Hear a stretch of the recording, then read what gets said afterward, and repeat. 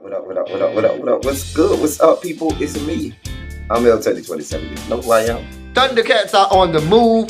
Thundercats are loose, honey.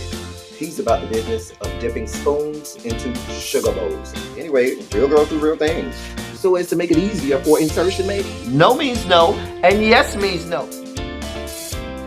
What up, what up, what up, what up, what up, what up, what up? What's good, people? What's up, what's up, what's up? It is me, L3027, and I am back for yet another review.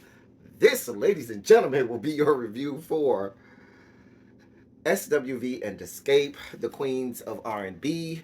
It is season 1. It is episode 3. It is entitled Discord.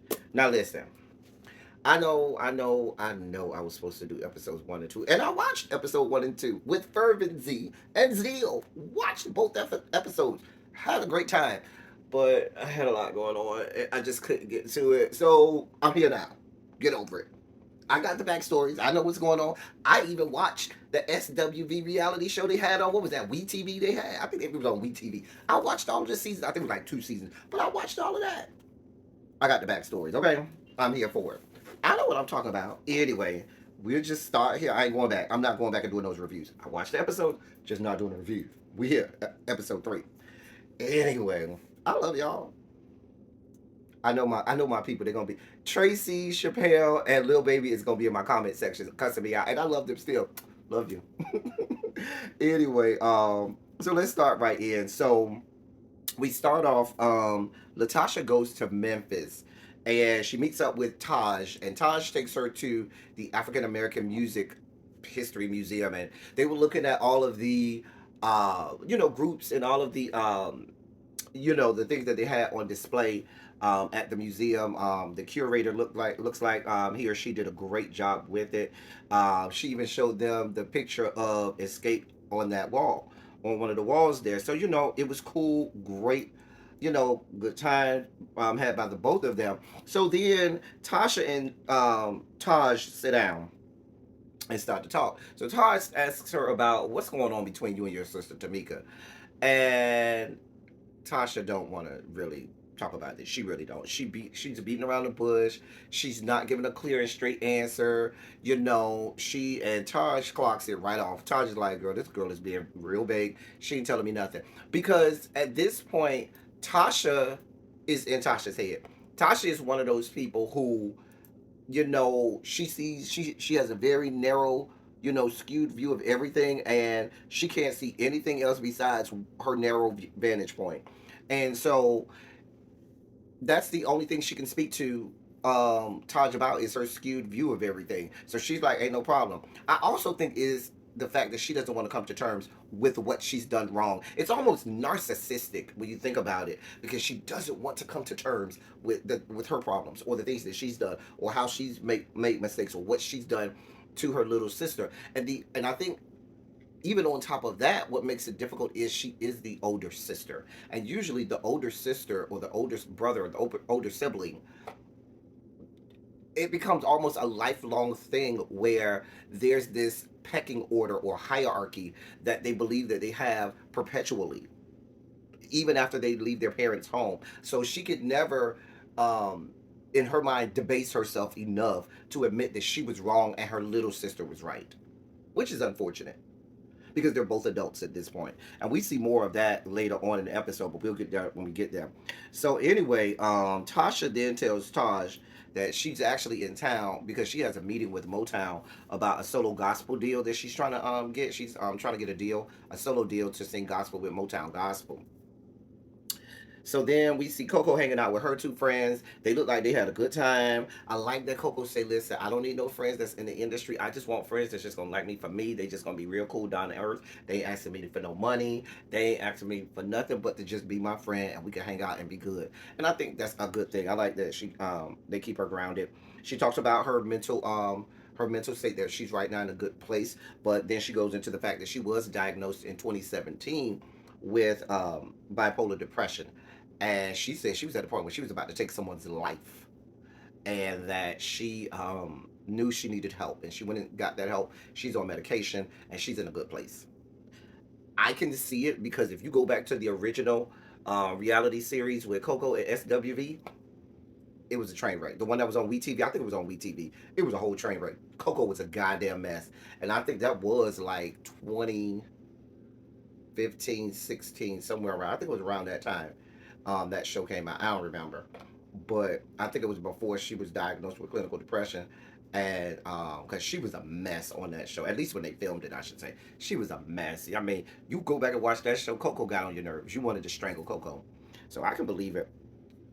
Coco lets us know, John, because her friend Tamaya, her friends were Troy and Tamaya. Tamaya said, "You know, you is old." Coco had to let her know, "Bitch, my pussy still get wet." And I was like, "Coco, we don't want to know about your cooch getting wet. We really don't." Coco was like, "I might be 52, but my snatch is still 21." I was like, "We don't want to know about your cooch, the cooter, the blocks, the snatch, the birth canal. We don't want to know about none of it, Coco. As wet as it get, baby, you could have Niagara Falls down there. We don't want to know. We don't." Anyway, SWV goes to do a show in Pittsburgh. There was really not a lot to see there. We then see Tamika. She's at home cooking, and her mom comes over. And her mom sit down and talk. Her mom, Miss Glow. I'm gonna call her Miss Glow because shout out to my one of my close friends of over 25 years now. Um, yeah, it's been over 20 for hell. It's almost 30 years now. We've been friends, but my friend Anthony, his mom is named Gloria too, and we call her Miss Glow. So, I just want to call Tasha and Tamika's mom Miss Glow. Just because my friend Anthony, his mom's name is Glow, and we call her Miss Glow. So she gonna be Miss Glow. Miss Glow comes over to Tamika's house, and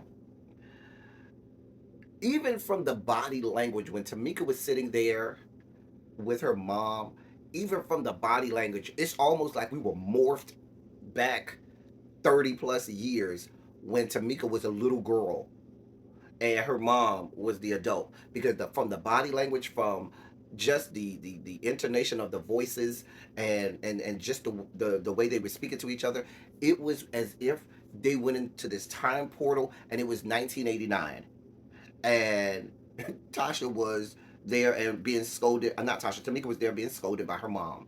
That's what it was. And if you look at it, Tamika went straight into into this subservient role, and body language is everything.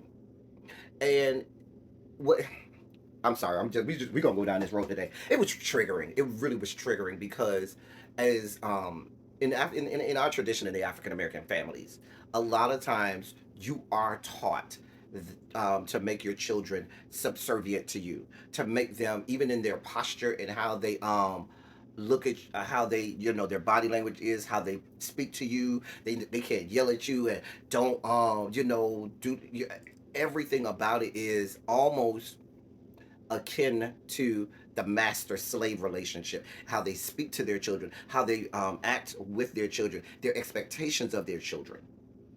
And that never leaves. Even after the child leaves the home, the child becomes an adult, has a family of their own. You oftentimes see black parents still trying to have this, you know, I mean, they have this hold over it where they try to make their children still subjective to them as adults, and you saw that here.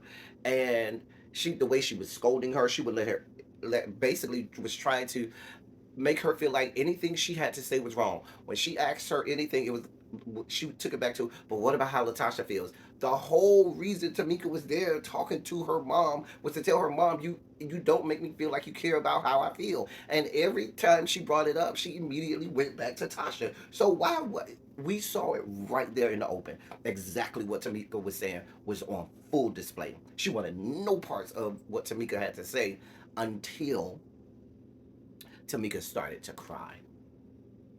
Now, this may come out harsh, but I think what happened was it changed the temperature of the room, and Miss Glow knew it was cameras on.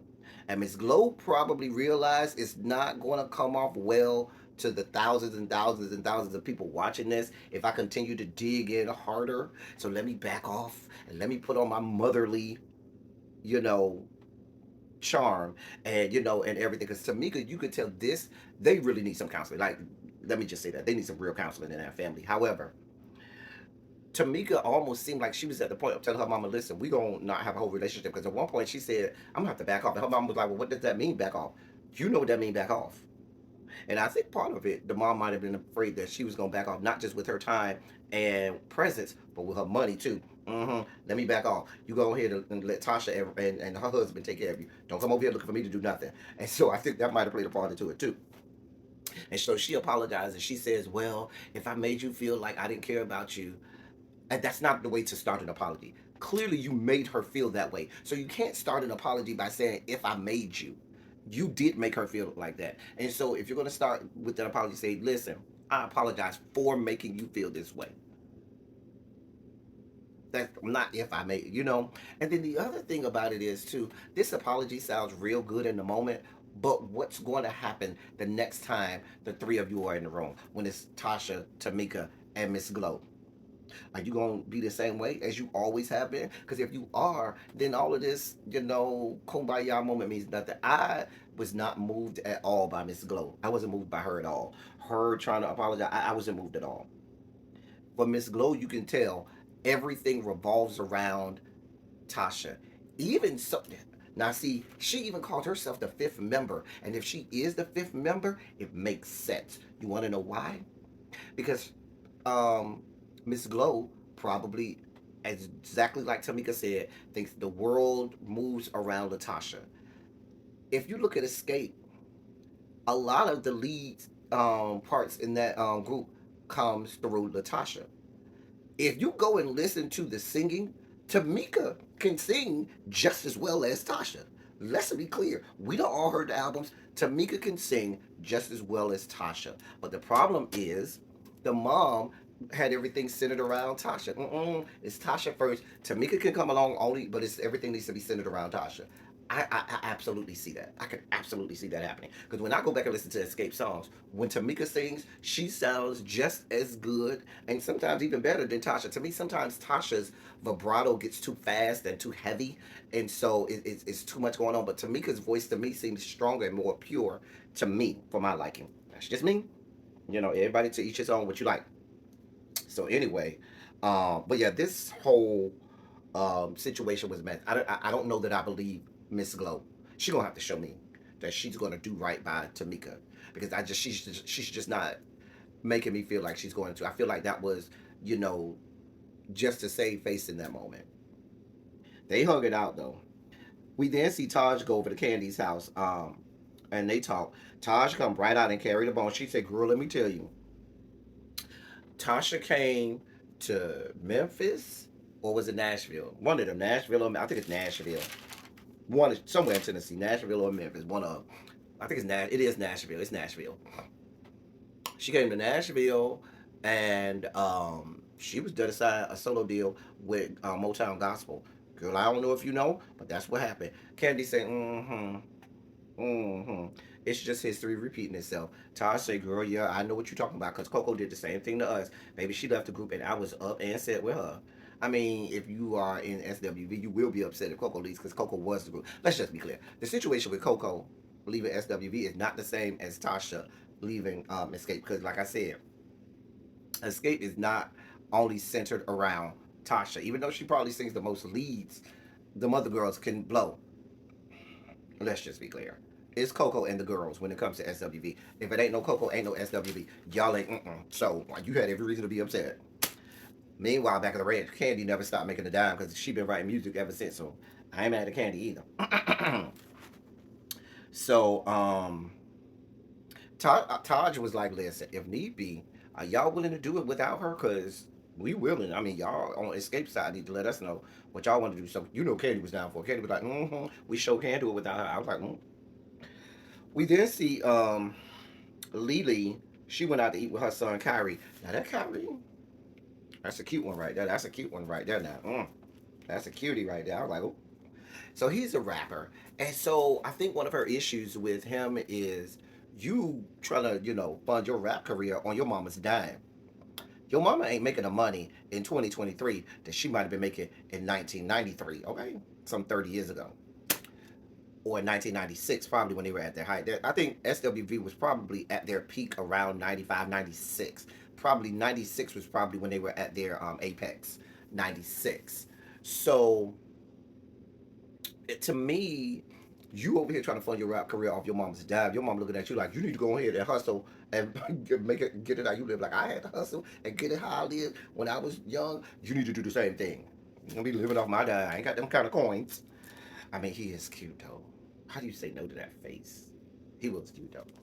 Anyway, and then she started telling him about how she want to write these erotica novels, and I'm sure at that point he began vomiting in his mouth and kind of checked out because no son across the globe wants to hear their mom talking about having sex at all. No son wants to hear that. Let's be clear. She then goes into her, backstory about being homeless and so forth, and when she was living in New York and everything, and having to, after the group split up, and fend for themselves. Did y'all see that clip that they played of SWV when they went on the Bethany show? And Lily out there pouring out her heart about being homeless. And oh my God, we had to sleep. I had to drive around all night until 5:30 in the morning when I felt it was safe for me to go to sleep so I wouldn't get raped or anything. And I would sleep in the parking lot of Yankee Stadium. And Coco was sitting there on their couch like, and so. Baby, the way Coco was sitting on their couch, unmoved and unfazed by this sad story. Baby, Coco sat on that couch like this. I was like, girl, Coco, you ain't shit. That was funny to me. So then we see Tasha in the studio, and her husband, they talk about her not yet telling the rest of the group about this solo gospel deal with Motown. Meanwhile, across town, um, Taj done already told Candy, and Candy done went and told Tiny. A mess. We see Coco talking to her son Jalen. Now I thought his name, well maybe that's his stage name, cause I've seen his YouTube channel a time or two, and I've seen him on Instagram, and he goes by J Michael, I believe, on YouTube and Instagram. But his name is, but she calls him Jalen. Your mama call you Jalen, I'ma call you Jalen. Coco, your mama, she call you Jalen, I'ma call you Jalen. How about that? So he gives me now. I'm assuming that because he was using all male pronouns, so I'm assuming that he still goes by male pronouns. But he gives me very non-binary. He has the nails, his aesthetic, his the way he carries himself. He gives you very non-binary. If you watch him on his YouTube channel or on his Instagram, he comes off as non-binary. Um, Not necessarily trying to transition. I wouldn't put that on him, but he does come off as non-binary. I will say that. Um, and he can actually sing, even though that song he was doing it wasn't that good. But he actually does have a voice and can sing. Um, but anyway, he tells Coco that listen, I don't want to go back to dental school at all. Coco was like, the hell you mean? Baby, she morphed into Shirley Ralph on Sister Act 2 and said, singing does not pay the bills. Girl, when I tell you I was so mad at Shirley Ralph when she came in there, interrupted Lauryn Hill. Lauryn Hill was in there singing her heart out, honey. Child, she was singing her, fill us with the light of day. I was like, get it, Lauryn, this whore coming here, bringing it up. Singing does not pay the bills. It does. Girl. Anyway. But that's what Coco sounded like. Coco was like, honey, because I'm paying for this good dental school, honey, and dental school ain't cheap. She was like, She was like, call your grandma and tell your grandma. Because Coco knew his grandma was going to do him like she did her when she was coming up. And the grandma, but Coco doesn't know. When you morph into a grandparent, you get soft. Grandparents are soft. Parents are mean as shit. Grandparents are softies for their grandkids. They just are. So she thought the grandma was gonna be hard. The grandma was like, baby, you can just come see. He started crying. He put on the waterwork. Now, Jayla Boo, girl, we know that you was doing that just to get, on your grandma's softer side. Baby, I wasn't buying the tears. Baby, he immediately went into tears. Honey, immediately put on the waterworks. Kids could do that, honey. Baby, he started crying. Grandma was like, you just need to come sit in my lap and talk to me. And Coco is looking in disbelief, like, I know this is not the same woman who wouldn't let me go sing when I wanted to. Child. So he was like, "Well, how about I take a year off and then I come back to it afterward?" She was like, "Yes, that sounds like a good idea." Coco looking like, "The hell it do?" Because if I was Coco, I would have been like, "You want to take a year off? Fine. If you just whatever you decide to do from here on out, you pay for your own shit. I ain't paying for nothing." But you could tell she love her son. She gonna pay for anything he wants. I ain't mad at it. Anyway, um, so then we see SWV, they were rehearsing, and the management told them, "Listen, we're gonna do this concert with Xscape. We got about a month." So then we see Candy and because Xscape is on their way to have a meeting with SWV at the end of their rehearsal. So Candy's riding in her Bentley to, or was that a Rolls Royce? One of the two, to the meeting. And so she's on the phone with Tiny, and she tells Tiny, and they start talking about Tasha, because I told you she'd already told Tiny that Tasha got this solo deal with Motown. Meanwhile, Taj done carried the bone. Tasha ain't even fully signed the deal yet. Shall I guess? So then we sit down for the meeting with the two groups. Management comes out and said, "Listen, we got about a month." Baby, Candy went into Candy mode. And what is Candy mode? Candy is about the money. Candy is not here for all of this other stuff. Candy is here for that cha-ching. Immediately, Candy said, "Well, how is we gonna do this? Because Escape ain't going nowhere and ain't singing nowhere if we ain't headlining." Coco in her confessional was like, "I know this bitch not. Y'all sold a measly little 7, 8 million. Bitch, we done sold 30 million. What are you talking about? We deserve to be the headliner." And so then you see Tiny in her confessional say, "Yeah, y'all might have sold more records, but because me and Candy are on reality TV, our fan base is bigger." Child, so we got two egos going at it. Nobody, so SWV was like, "Well, we should co-headline." Now, I understand both sides. I absolutely do. But if I'm SWV, I wouldn't bend for them either. Because they were like, well, because yes, Escape will bring more people. They do have a bigger fan base. But to SWV's credit, they're like, bitch, we already out here touring. If we never tour with y'all, we already out here touring, getting paid, making it happen. Yours can't get it together over there. Y'all ain't touring because y'all can't get it together.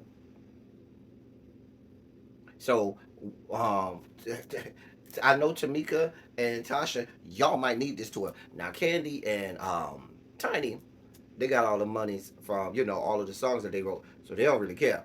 But Tamika and Tasha, y'all might need this tour. I'm just saying. I mean, Tamika and Tasha, they don't look like they're doing too bad. Now, Lily though, I ain't worried about Tosh because Tosh is married to Eddie George, former NFL player. He ain't hurting for money. Lily, on the other hand, baby, she told you she was homeless. Candy ain't hurting either. Candy always gonna be making some money because Mama sings and she wrote some stuff too. So she was writing music too. So that helps. It kind of went off from there because neither one of the two sides could put aside their ego. We don't know if they're gonna work it out or not. We'll see. And that was the whole episode, y'all. Listen. We'll be back next week. I'm sorry, y'all. I'm sorry. I know I was supposed to do episodes 1 and 2, but I just didn't listen. I had a lot going on. We here now. We here now. Moving forward. Okay. God, good. Y'all, let's get in the comment section and do what we do. Good about what we saw. Y'all know what to do. Like, share, subscribe, all that good stuff. Hit the notification bell. That's all I got for y'all. Until next time, thank y'all for coming.